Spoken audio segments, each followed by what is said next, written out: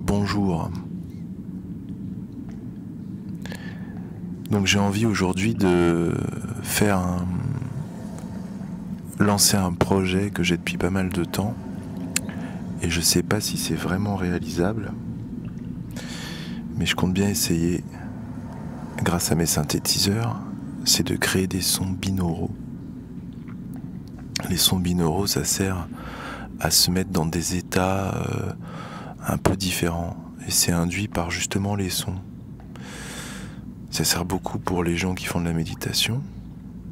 Aujourd'hui, on va pas méditer, je crois pas qu'on aura le temps puisque le stream sera un peu court. Mais juste voir si ça fonctionne, si c'est possible. Donc c'est quoi un son binaural ?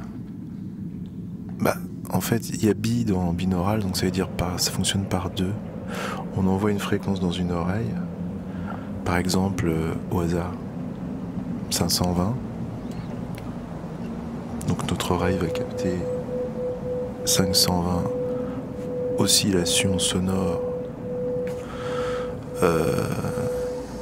par seconde. Et puis dans l'autre oreille, on va envoyer par exemple 517. Le fait de mettre dans une oreille un son à 517 et dans l'autre oreille à 520, ça va créer une différence. Les deux courbes sonores ne vont pas être alignées. Ce qui veut dire que la première qui est à 520 et la seconde qui est à 517, les courbes sonores vont créer des creux. Et c'est ces creux-là qui vont créer l'effet binaural. C'est ça qu'on va entendre. Notre cerveau va être tellement pris entre un son et un autre qu'il va essayer de se synchroniser. Et il va se synchroniser sur la différence entre 520 et 517. Donc ça correspond en fait à 3 Hertz. Intéressant. Quand on sait que 3 Hertz, c'est proche du zéro. On tourne autour de, je crois que c'est entre 20 et 30 Hertz. Notre cerveau il tourne autour de 20 et 30 Hertz la journée. Et quand on rentre dans des phases de rêve, je crois que c'est aux alentours de 11. Ce qu'on appelle l'alpha. Après il y a θ, delta, etc.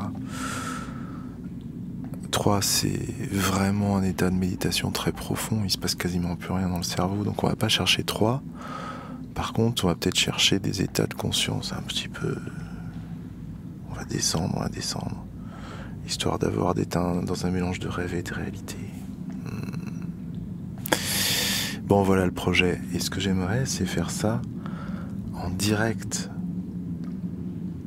C'est-à-dire créer des méditations qui soient pas des trucs qu'on écoute, mais qu'on écoute et qui sont déjà faites et qu'on doit suivre une méditation, mais qu'on doit la créer sur le moment par rapport à notre propre rythme. Alors ça c'est top. Mais bon, avant de partir là-dedans, il faut que je vérifie si c'est faisable. Alors c'est parti. C'est l'idée que vous avez des choses à accomplir qui vous enferment. Je sais pas trop encore ce que ça va donner, mais là, jour 2, bruit blanc. Sauf que sur ce bruit blanc, j'y ai ajouté non pas un trémolo pour faire des sons isochroniques, mais un petit effet de phase en plus, ce qui donne quelque chose de très relaxant. Dans un mouvement assez lent, qui rappelle beaucoup les sons de Robert Monroe. Chez le bruit blanc.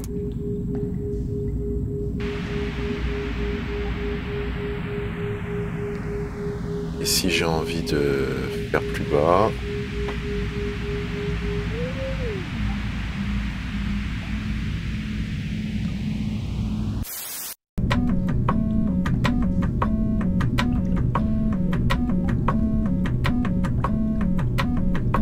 Bon allez, je suis pas là pour faire de la musique, mais du son.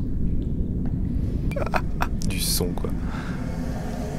Moi je trouve ça vachement bien de dire du son parce qu'au moins ça donne ça montre bien que les gens n'ont plus tellement la prétention de faire de la musique.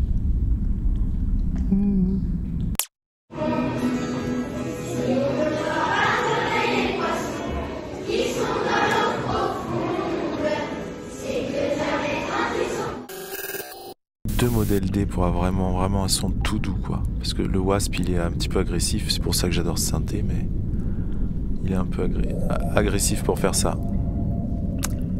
Yes! Haha! Neil Twestshine! Bon bah salut, super de venir. Bienvenue à toi sur ma chaîne.